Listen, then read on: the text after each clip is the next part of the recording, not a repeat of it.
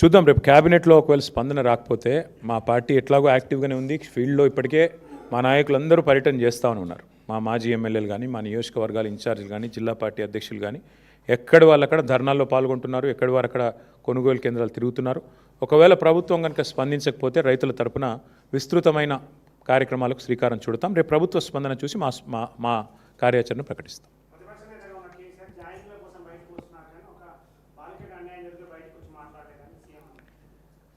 ఇవాళ ప్రభుత్వంలో ఉన్నది కాంగ్రెస్ పార్టీ, కేంద్రంలో అధికారంలో ఉన్నది భారతీయ జనతా పార్టీ. ఈ అంశం మీద మీరు ఒక్కటి దయచేసి మీ మీడియాను కూడా ఈ విషయంలో మీరు ఏమనుకున్నా సరే, మీరు కూడా కళ్ళు, చెవులు, ముక్కు అన్నీ మూసుకున్నారు 4 రోజులు. అసలు ఒక స్క్రోలింగ్ కూడా వేయలేదు మీడియా. సిగ్గుపడాలి తెలుగు మీడియా. జాతీయ మీడియాలో వచ్చేదాకా తెలుగు మీడియా కనీసం సోయి కూడా లేదు. ఇంత సీరియస్ వైఖరి మీద, ఇంత సీరియస్ విషయం మీద అసలు ముఖ్యమంత్రి, కేంద్ర మంత్రి తోడు దొంగల మాదిరిగా ఇద్దరు తోడు దొంగలే. ఒక మైనర్ బాలిక మీద అఘాయిత్యం జరిగితే ఈ రాష్ట్రంలో కంప్లైంట్ తీసుకోవడానికి పోలీసులు నిరాకరించారు. ఎవరండి ఈ రాష్ట్ర హోంమంత్రి? ముఖ్యమంత్రి గారు కాదా? ఆ అమ్మాయిని సతాయించి, తల్లిదండ్రులను సతాయించి 6 గంటలు పోలీస్ స్టేషన్లో కూర్చోబెట్టి వేధించి చివరికి కౌంటర్ కేసు పెట్టించారు. ఎవరు పెట్టించారండి ఈ రాష్ట్రంలో? వాస్తవం ఏంటి అసలు? ఆ మైనర్ బాలిక, ఆమె మీద జరిగిన అఘాయిత్యానికి సంబంధించి వాళ్ళ తల్లిదండ్రులకు చెప్పి బోరుమని ఏడిస్తే నిందితుని పట్టుకోవాల్సింది పోయి 9 రోజులు రాచమర్యాదలు చేసి కాపాడిన వెధవ ఎవడు? నేను అడుగుతా ఉన్నా ఈరోజు. ఎవరా వెధవ? ఇద్దరిలో తెలియదా ప్రజలకి? సిగ్గుపడాలా ముఖ్యమంత్రి? ఏమంటాడు మీ డీజీపీ? ఆయనకి ఏమైనా ఉందా తలకాయ అసలు? ప్రైమ్ మినిస్టర్ బందోబస్తులో బిజీగా ఉన్నాం అందుకే కేసు పెట్టలేదా? ప్రైమ్ మినిస్టర్ బందోబస్తు వచ్చినప్పుడు మొత్తం నేరస్తులందరికీ హాలిడే ఇస్తారా? 3 రోజులుగా సంపుకొనరబోయ్ అని చెప్పి మొత్తం రేవంత్ రెడ్డి గారు, చెంచల్ కూడా బ్యాచ్మేట్స్ అందరికీ చెలరేగమని చెప్తారా? ఏం చెప్తున్నావు నాకు అర్థం కాదు. సిగ్గుందా అసలు ప్రభుత్వానికి? మేము 10 రోజులు మౌనంగా ఉన్నాం. ఎక్కడ ఒక అమ్మాయి విషయం కదా, సెన్సిటివ్ విషయం కదా అని మౌనంగా ఉన్నాం. ఇవాళ ముఖ్యమంత్రి మాట్లాడిన మాటలతో నోరు విప్పక తప్పని పరిస్థితిలో నేను మాట్లాడుతూ ఉన్నా. అసలు మెదడు ఉందా ఆయనకి? లేదా వడదెబ్బకి ఏమైనా చిన్న మెదడు కూడా చితికిపోయిందా?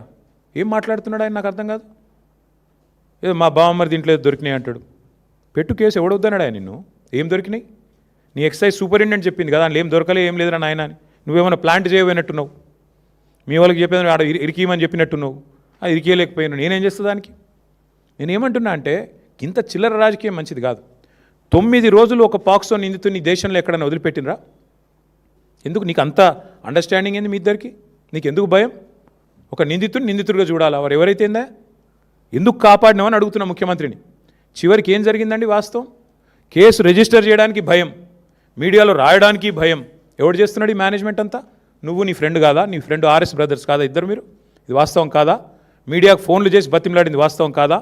రాయకండి, దండం పెడతా అని మీడియా రాయని మాట కూడా వాస్తవం కాదా? ఇవన్నీ కాదండి. 9 రోజులు ఒక నిందితుడిని దాచిపెడితే ఇంకొక సామాన్యుడైతే ఊకుంటారా పోలీసులు? వాళ్ళ తల్లిని, తండ్రిని తీసుకొచ్చి పోలీస్ స్టేషన్లో కూర్చోబెట్టారు. అంటే ఇక్కడ కేంద్ర మంత్రి కాబట్టి స్పెషల్ ఎక్సెప్షనా? అంటే నువ్వు రేపు చేయి, మర్డర్ చేయి, ఏమైనా చేయి, కేంద్ర మంత్రి కొడుకైతే మేము ముట్టుకోమనా? రేవంత్ రెడ్డి ఉన్నాడు మా దోస్తు కాబట్టి కాపాడుకుంటామనా? చివరికి దిక్కులేక నేను హైకోర్టుకు సల్యూట్ చేస్తున్నా. బెయిల్ కోసం ప్రయత్నం చేసిండ్రు మీరు, అది రాకపోతే సచ్చినట్టు నువ్వు అరెస్ట్ అంటావు, ఆయన లొంగుబాటు అంటాడు. ఇద్దరు డ్రామాలు, తోడు దొంగలు. సిగ్గులేదు ఇంకా మాట్లాడడానికి. ఆ అమ్మాయి కాదు, ఇవాళ రాష్ట్రంలోని అమ్మాయిలందరూ, మహిళలందరూ మీ మొహం మీద ఉమ్ముతున్నారు. సిగ్గులేదు ఈ ప్రభుత్వానికి అని. ఎందుకండి అంత మొహమాటం? అరే జరిగింది ఏంది? నువ్వు మాట్లాడేది ఏంది? నీకు మెదడుందా? హైట్ ఒకటే తక్కువ అనుకున్నా, బుర్ర కూడా తక్కువనే రేవంత్ రెడ్డికి.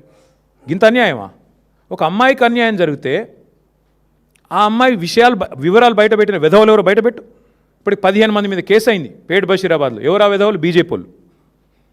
ఆ అమ్మాయి హనీ ట్రాప్ అని రాసిన వెధవలు ఎవరు మీడియాలో?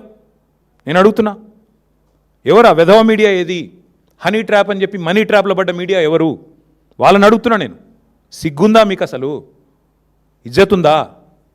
ఇంకా మాట్లాడుతున్నాడు ముఖ్యమంత్రి, కేంద్ర హోంశాఖ సహాయ మంత్రి. ఈయననేమో నేను పంపించిన నా కొడుకుని ఈయనంటాడు. ఆయన చేసిన ఘనకార్యానికి ఫస్ట్ పోలీసులు బరబర గుంజుకపోవాలి. నీవు దాచిపెట్టిన 9 రోజులు ఆ కుటుంబాన్ని బెదిరించినావు నువ్వు. నిన్ను కేసులో పెట్టాలి, సిగ్గుంటే రాజీనామా చేయాలి. ఇంకా మీదికి వెళ్ళి ఏదో చాలా ఇద్దరు శుద్ధ పూసల్లాగా, సత్యసంధుల్లాగా, సత్య హరిశ్చంద్రుడు కజిన్ బ్రదర్స్ లాగా ఏదో యాక్టింగ్లు, మళ్ళీ మీకెళ్ళి దానికి ప్రమోషన్లు. ఏం మాట్లాడుతున్నారు అసలు? ఒక రాష్ట్ర ముఖ్యమంత్రి, మీరు హోంమంత్రి. ఏం మాట్లాడుతున్నావు నువ్వు అసలు? ఏం చేసేది ఉండే? చాలా సెన్సిటివ్గా హ్యాండిల్ చేసినావు. ఏంది సెన్సిటివ్గా హ్యాండిల్ చేసేది? ఎవడైతే పాక్సో నిందితుడు లోపల వేయాలి. మిగతా వాళ్ళకి ఇదే ట్రీట్మెంట్ ఉందా? 25 ఏళ్ళ జైలు శిక్ష పడుతుంది మిగతా పాక్సో క్రిమినల్స్ అందరికీ. 31 ఏళ్ళ జైలు శిక్ష పడ్డది ఒక ఆయనకి. మరి ఇవాళ ఇక్కడ ఒక్క దగ్గరనే స్పెషల్ ట్రీట్మెంట్ ఎందుకు భయపడుతున్నావు? మోడీ చెప్పిండా చెవులేమన్నా? ఎందుకు భయపడుతున్నావు?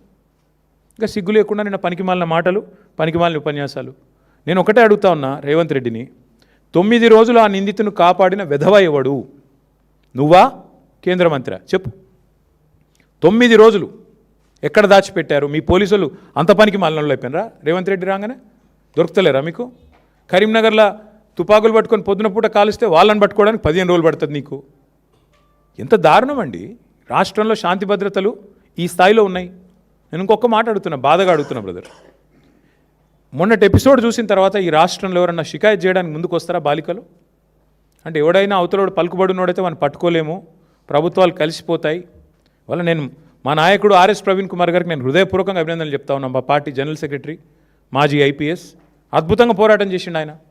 సెక్షన్లతో సహా ఏది ఎప్పుడు ఏంటి ఎట్లా పెట్టాలి మీడియాను ఎప్పటికప్పుడు అప్రమత్తం చేస్తూ ప్రజలకు చెబుతూ మా పార్టీ తరపున ఆ బాలికకు న్యాయం జరగాలని పోరాడింది మా ఆర్ఎస్ ప్రవీణ్ కుమార్ గారు. నేను ఆయనను కూడా పట్టుకొని మాట్లాడతాడు. ఆర్ఎస్ ప్రవీణ్ జడ్జా? ఆర్ఎస్ ప్రవీణ్ జడ్జి కాదు, కానీ భవిష్యత్తులో తప్పకుండా నీకు పాఠాలు చెప్పే రోజు వస్తుంది.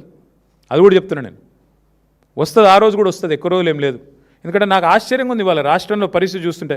రేవంత్ రెడ్డి గారంట కూర్చొని పోలీసు ఉన్నతాధికారులతో సమావేశం పెట్టి దొంగలను ఎట్లా పట్టుకోవాలో చెప్తున్నాడట. నిన్ను పట్టుకున్నది వాళ్ళేనాయనా, మర్చిపోకు. దొంగలను ఎట్లా పట్టుకోవాలో పోలీసులకు బాగా తెలుసు. నీలాంటి దొంగల దగ్గర నేర్చుకోవాల్సిన అవసరం లేదు. నిన్ను పట్టుకున్నది వల వేసి ఉచ్చుబన్ని అందరూ అక్కడ కూర్చున్న వాళ్ళు నవ్వుకుంటా ఉండింటారు కామెడీగా, వీడు చెప్తున్నాడు ఏంద్రా మాకు అని. దొరికినోడు వీడు కూడా చెప్పేటోడు అయిపోయిందా అని. కాబట్టి ఈ ఎటకారాలు డ్రామాలు ఆపేసి ధాన్యం కొనుగోలు మీద దృష్టి పెట్టు. ఆ నిందితుడికి మేము గనక నోరు విప్పకపోతే ఆ బాలిక తరపున ఇవాళ అమ్మాయికి న్యాయం జరిగేది కాదు. ఇది వాస్తవం. హైకోర్టుకు నేను హృదయపూర్వకంగా ఆ అమ్మాయి తరపున, లక్షలాది మంది బాలికల తరపున ఈ రాష్ట్రంలో నేను సల్యూట్ చేస్తా ఉన్నాను. ఎందుకంటే మీరు సరైన నిర్ణయం తీసుకోవడం వల్ల విధి లేక ఇద్దరు తోడు దొంగలకి ఆ పిల్లగాన్ని తీసుకొచ్చి అప్పజెప్పాల్సి వచ్చింది వ్యవస్థకి, న్యాయ వ్యవస్థకి. లేకపోతే వీళ్ళు న్యాయం జరిగేది కాదు. మీడియా మౌనం, కేంద్ర మంత్రులు మౌనం, కేంద్ర ప్రభుత్వం మౌనం, రాష్ట్ర ప్రభుత్వం మౌనం. ఇన్ని వ్యవస్థలు ఒకటైతే కూడా చివరికి న్యాయ వ్యవస్థ వల్ల ఇలా అమ్మాయికి న్యాయం జరిగింది ఫైనల్గా. ఇంతకంటే ఎక్కువ నేను ఆ విషయంలో మేమేం రాజకీయం చేయలేదు, చేయబోము. కానీ ఎవరికి అన్యాయం జరిగినా మేము పోరాటం చేశాము 2.5 ఏళ్లలో. అది లగచర్లలో కావచ్చు, వెలుగుమట్లలో కావచ్చు, లేదా మా మహబూబ్ నగర్లో జరిగిన కూల్చివేతలు కావచ్చు, హైడ్రా విక్టిమ్స్ కావచ్చు, మూసీ బాధితులు కావచ్చు. మేమే కొట్లాడింది ఈ రాష్ట్రంలో. మళ్ళీ ఇప్పుడు రైతులకు అన్యాయం జరుగుతుంటే కూడా పోరాటం చేసేది మేమే, వారికి అండగా నిలబడేది మేమే. ఆ వెధవలు ఎవరైతే బయట పెట్టారో, హనీ ట్రాప్ అని వేసిన వెధవలు ఎవరైతే ఉన్నారో వాళ్ళను బయట పెట్టండి, వాళ్ళ మీద కేసులు పెట్టండి, లోపల నూకండి.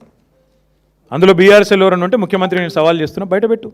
నువ్వే కదా న్యాయ హోంమంత్రివి, చెప్పు బయటపెట్టు.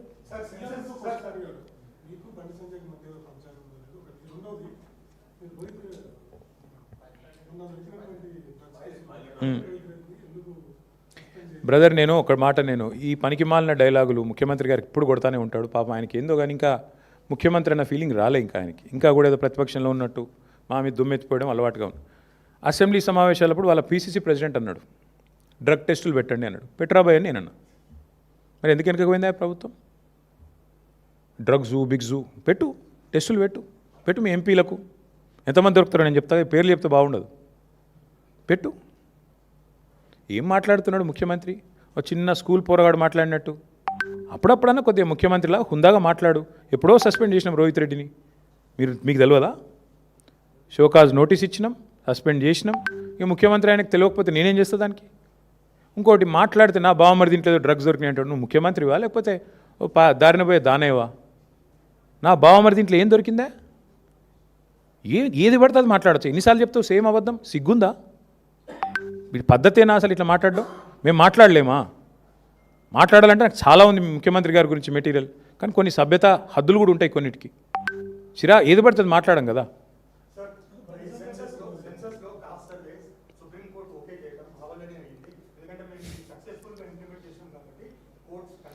ఒక్క సోదరుడు ఈ రాష్ట్రంలో కులగణన బాగా జరిగిందని ఏ ఒక్క మనిషినైనా చెప్పమనండి బ్రదర్. ఆఖరికి సర్వే చేసిన వాళ్ళు ఎవరైతే సర్వే చేసిన పిల్లలు వాళ్ళనన్నా చెప్పమనండి. ఎందుకంటే రేర్ మోడల్ అని చెప్పుకున్నాడు, ఏదో రేర్ మోడల్ అని చెప్పిండ్రు. తర్వాత ఏమైంది, 160 కోట్లు ఖర్చు పెట్టిండ్రు. చివరికి ఏం జరిగింది, 51% ఉన్న బీసీలను 46% తగ్గించిండ్రు. ఇదే రేర్ మోడల్. బీసీల గొంతు కోసి లేనోళ్ళని ఉన్నట్టు చెప్పి ఉన్నోళ్ళని లేనట్టు. నేను అందుకే అంటున్నా, నీ మోడల్ అంత గొప్ప మోడల్ అయితే ఇవాళ ఎవడెందుకు ఆమోదిస్తలేడు రాష్ట్రంలో? నీ మోడల్ వల్లే కదా చివరికి నువ్వు చెప్పిన 42% రిజర్వేషన్ ఫెయిల్ అయింది, నువ్వు చెప్పిన సామాజిక న్యాయం విఫలమైంది. చివరికి పంచాయతీ ఎన్నికల్లో 24% ఉన్న రిజర్వేషన్ 17.5% తగ్గింది నీ మోడల్ వల్ల. కాబట్టి ఈ అటర్ ఫ్లాప్ మోడల్ కనుక దేశానికి ఆదర్శం అయితే ఇక మరి దేశాన్ని దేవుడే కాపాడాలి.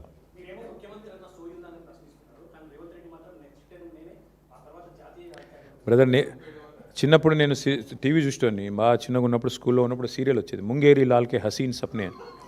అట్లా చాలామంది చాలా కలర్ కనొచ్చు. బ్రదర్ ఇగో ఇంకోటి కూడా చెప్తున్నా, ఈ రాష్ట్రంలో రేవంత్ రెడ్డి ముఖం చూసి ఎవరు ఓటు వేయలేదు. ఆయన ముఖ్యమంత్రి కావాలని ఓటు వేయలే ఎవరు. అది అడ్డిమారి గుడ్డి దెబ్బ అంటారు చూడు. పేమెంట్ కోటాలో, మేనేజ్మెంట్ కోటాలో ఆయన తెచ్చుకున్న సీట్ అది. ఢిల్లీకి పైసలు కొట్టిండు రాహుల్ గాంధీకి, అందరూ తెలుసు. సీక్రెట్ ఏమైనా ఆయనే చెప్పిండు కదా, గాంధీ కుటుంబానికి కావాలంటే 1000 కోట్లు పంపిస్తా అని. ఆ కోటాలో పైసలు ఇచ్చి తెచ్చుకున్నాడు. ఇక దానికి ఆయన నేనేందో చాలా శక్తివంతుని అనుకుంటే మరి మహబూబ్ నగర్ పార్లమెంట్ ఎందుకు గెలిపిలేకపోయినావు? ఆయన నువ్వు ఎంపీగా ఉన్నప్పుడు చాలా గొప్పడవు కదా, ప్రజానాయకుడు కదా. ఎంపీగా ఉన్నప్పుడు నీ ఎంపీ పరిధిలో ఒక ఎమ్మెల్యే గెలిచిండా? ఎంపీగా ఉన్నప్పుడు మల్కాజ్గిరి ఒక కార్పొరేషన్లో ఒక మున్సిపాలిటీ గెలిచినవా? ఎంపీగా ఉన్నప్పుడు ఒక కార్పొరేటర్ గెలిపించినావా కనీసం? చాలా గొప్ప ప్రజానాయకుడు, 34 దాకుంటా 94 దాకుంటా ఉండు. నిన్ను ఎవరొద్దన్నారు? నీ పార్టీకి నువ్వు అడ్డగోలు పైసలు ఇస్తున్నావు. ఎక్కడ ఈ దేశంలో ఎలక్షన్ జరిగినా ఫండింగ్ తెలంగాణకి వెళ్ళిపోతుందని చెప్పి ఇవాళ మొత్తం దేశం అంతా కూడా తెలుసు. ఇక మీ బీజేపీ మిత్రులు నేను పట్టుకోరు, ఎందుకంటే వాళ్ళకు నీకు అట్లాంటి మంచి ఫెవికాల్ బంధం ఉంది. ఆర్ఎస్ బ్రదర్సు మిగతా వాళ్ళంతా కలిసికట్టుగా నడుస్తున్నారు కాబట్టి మీకు ఆ బంధం ఉంది, మాకు అభ్యంతరం లేదు. అల్టిమేట్గా రేవంత్ రెడ్డి గారైనా ఇంకోరైనా కళలు ఎన్నైనా కనొచ్చు. కలాం గారు చెప్పారు కదా, కళలు కనండి, కథలు చెప్పకండి. కళలు కనండి ముఖ్యమంత్రి గారు, కథలు చెప్పకండి. ఎందుకంటే అది మంచిది కాదు. ఇన్ని కథలు చెప్పి అధికారంలోకి వచ్చినావు. పిట్ట కథలు, లొట్ట కథలు, ఎన్ని కథలు చెప్పిండే ఆయన. పెట్రోల్ డీజిల్ మీద కేసీఆర్ గారు 32 రూపాయలు తీసుకుంటాను లీటర్ అని చెప్పిండు. మరి నీకేం రోగం పుట్టింది? తగ్గి ఇప్పుడు వద్దన్నా నేను, మేము వద్దంటున్నావా? తగ్గి. ఎన్ని కథలు చెప్పినావు ఇసంటి నువ్వు? పిట్ట కథలు, లొట్ట కథలు. ఇక పిట్ట కథలు, లొట్ట కథలు టైం అయిపోయింది. నిజంగానే ముఖ్యమంత్రి గారు 2034 దాకా ఉంటా అనే ధైర్యం ఉంటే మరి రద్దు చేసి పోదాం అసెంబ్లీ.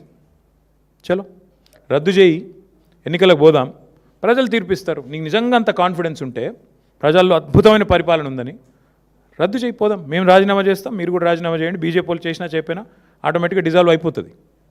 ఒకవేళ సీఎం గారు రెడీగా ఉంటే మేమందరం మా పార్టీ వాళ్ళం 27 మంది రాజీనామా చేస్తాం, నువ్వు రెడీ అంటే. నువ్వు రాజీనామా చెప్పి మీ వాళ్ళతోని, మా పార్టీలోకి వెళ్ళి తీసుకుపోయిన దొంగలను కూడా రాజీనామా చెప్పి, 9 మంది ఉన్నారు కానీ నీతోని చెప్పి, లెటస్ గో, చూసుకుందాం. పోనీ అది కూడా అంత ధైర్యం ఎట్లాగో రేవంత్ రెడ్డికి లేదు నాకు తెలుసు. నేనేడన్నా అది తప్పించుకుంటాడు.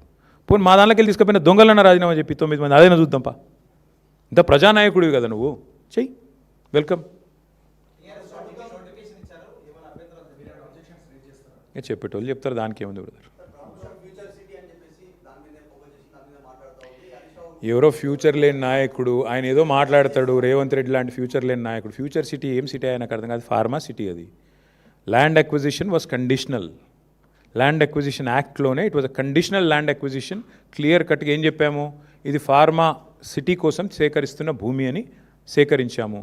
సేకరించిన తర్వాత 14,000 ఎకరాలకు గాను కేంద్ర ప్రభుత్వ పర్యావరణ శాఖ దగ్గర ఎన్వైరన్మెంటల్ క్లియరెన్స్ తెచ్చాము. ఏం చెప్పి తెచ్చాము, అక్కడ న్యాచురల్ గ్యాసే వాడతాము, అక్కడ మీకు కార్బన్ ఎమిషన్స్ కానీ ఇంకోటి కానీ లేకుండా చూసుకుంటాము, పొల్యూషన్ కన్సర్న్స్ ఉండవు, ఇవన్నీ చెప్పి ఎన్వైరన్మెంటల్ క్లియరెన్స్ తెచ్చాం మా ప్రభుత్వంలో. ఇప్పుడు దీన్ని వచ్చి ఈయన రియల్ ఎస్టేట్ వ్యాపారం చేస్తున్నాడు. హరీష్ రావు గారు కరెక్ట్గా చెప్పారు. అది ఫార్మా సిటీ కోసం సేకరించిన భూమి, వేరే వాటికి వినియోగించడానికి వీల్లేదు. మీరు వెధవ పనులు చేసి ఇంకేదో చేస్తా అనుకుంటే కుదరదు అని చెప్పారు. తప్పే ఉంది అందులో, కరెక్ట్గా చెప్పారు.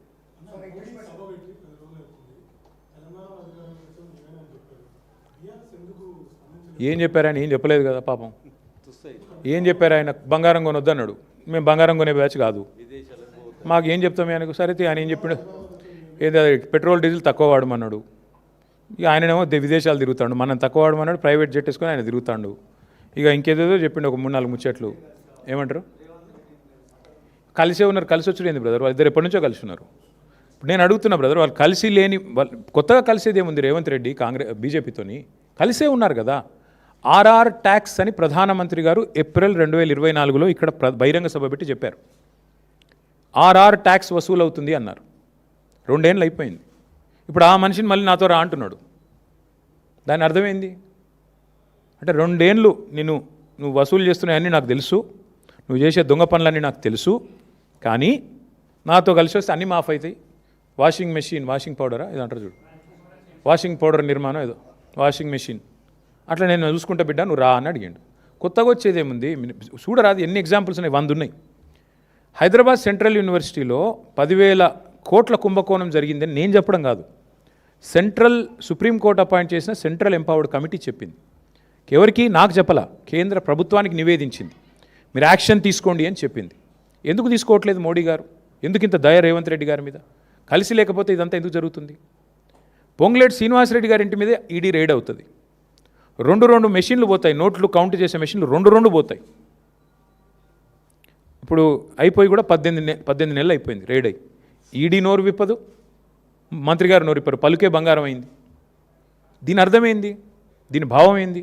ఇద్దరు కలిసి లేకపోతే అమిత్ షా గారు వచ్చి తెలంగాణ ఏటీఎంగా మారిపోయింది ఏఐసీసీకి అంటాడు, కానీ ఏం యాక్షన్ ఉండదు. దొంగలు పట్టుకోవాల్సిన హోంమంత్రి అలాగే ఇక్కడ చూస్తున్నారు కదా మీరు, ముఖ్యమంత్రి గారి బావమరిదికేమో కేంద్ర ప్రభుత్వ స్కీమ్లో కాంట్రాక్టులు వస్తాయి, కేంద్రంలో ఉండే బీజేపీ ఎంపీలకు రాష్ట్రంలో కాంట్రాక్టులు వస్తాయి. ఇది ఎన్నడూ చూడలేదు తెలంగాణలో, ఫస్ట్ టైం చూస్తున్నాం. దీని అర్థమైంది, ఎంత సుదృఢమైన బంధం ఇద్దరిది. కొత్తగా కలిసేదేముంది, ఇద్దరు కలిసే ఉన్నారు, తోడు దొంగలు పక్క, అందులో అనుమానం కూడా అక్కర్లేదు మీకు. ఇప్పుడు అంతెందుకండి, ఇప్పుడు బండి సంజయ్ గారి కొడుకు ఎపిసోడు, దీన్ని బట్టి ఏమర్థమైంది రాష్ట్ర ప్రజలకి? ఇద్దరు తోడు దొంగలు, 2 పార్టీలు కలిసికట్టుగానే నడుపుతున్నాయి, కలిసికట్టుగానే వ్యవస్థల్ని శాసిస్తున్నారు. ఇది వాస్తవం. అవతలవాడు గొంతు లేనివాడు వాళ్ళకి మేము అండగా నిలబడకపోతే ఇవాళ అమ్మాయికి అన్యాయమే జరిగేది. ఇది వాస్తవం. ఇటు మీడియా మాట్లాడదు, అటు కేంద్ర ప్రభుత్వం మాట్లాడదు, రాష్ట్ర ప్రభుత్వం మాట్లాడదు. నేరస్తులను షీల్డ్ చేశారు, 9 రోజులు దాచిపెట్టారు. నేను అది పొద్దున వచ్చేటప్పుడు వీడియో చూసిన.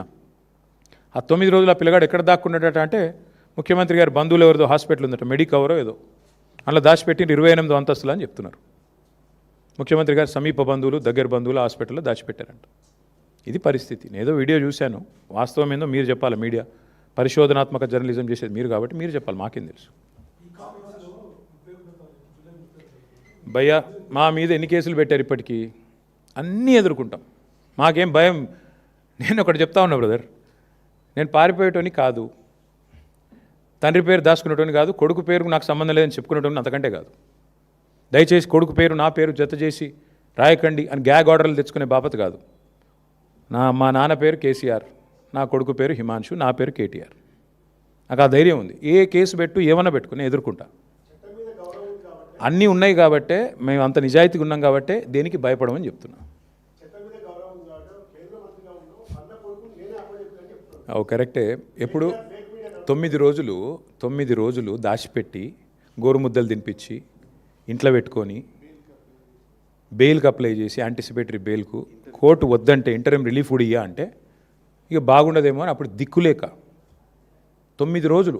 నేను స్ట్రైట్గా అడుగుతున్న రాములు గారు, ఈ రాష్ట్రంలో ఇంకొక సామాన్యుడు ఎవరికైనా వాళ్ళ కొడుకు ఈ పని చేసి ఉంటే రేవంత్ రెడ్డి గారి పోలీసులు వాళ్ళ తండ్రిని ఇడిచిపెడుదురా? 9 రోజులు దాచిపెడితే తీసుకుపోయి కోదండం ఎక్కిపోదురు? ఎక్కడున్నాడు చెప్పు నీ కొడుకునని? వాస్తవం కాదా ఇది? మరి సామాన్యుడికి ఒక నీతి రేవంత్ రెడ్డి గారి ప్రభుత్వంలో, కేంద్ర మంత్రి గారికి ఒక నీతి ఎట్లుంటుంది? నీకేం ఆబ్లిగేషన్? ఆయన బీజేపీ అయినా నువ్వు కాంగ్రెస్ అయినా, పేరుకి ఇద్దరు శత్రువులు. మరి ఎందుకు ఈ రహస్య స్నేహం ఏంది? ఎందుకు కాపాడుతున్నావు నేరస్తులను? నేరస్తులు ఎవరైనా ఓకే కదా, ఒకటే కదా, ఎందుకు కాపాడినారు మరి 9 రోజుల పాటు?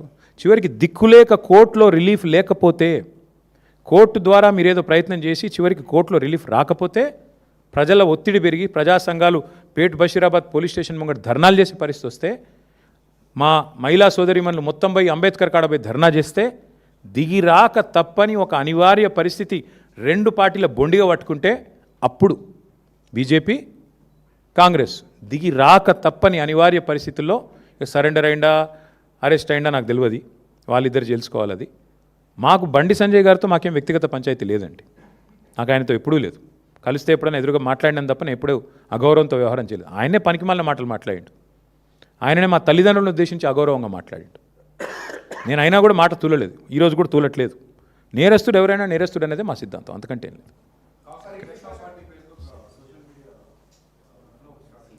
అంటే అందరూ అనుకుంటున్నారేమో కాంగ్రెస్ కంటే కాక్రోచ్ బెటర్ అనుకుంటారేమో, నాకేం తెలుసు. ప్రధాన ప్రతిపక్షం దేశంలో ఫెయిల్ అయింది కాబట్టి కాంగ్రెస్ కంటే కాక్రోచ్ బెటర్ అనుకుంటారు ఏందో మరి, కావచ్చు. क्या बोलो, फिर बाद में नहीं पूछेंगे ना आप? अरे अलग अलग कहाँ करोगे यार, बहुत लोग हैं वहाँ पे. ठीक है, थैंक यू. అడగేద్దాం.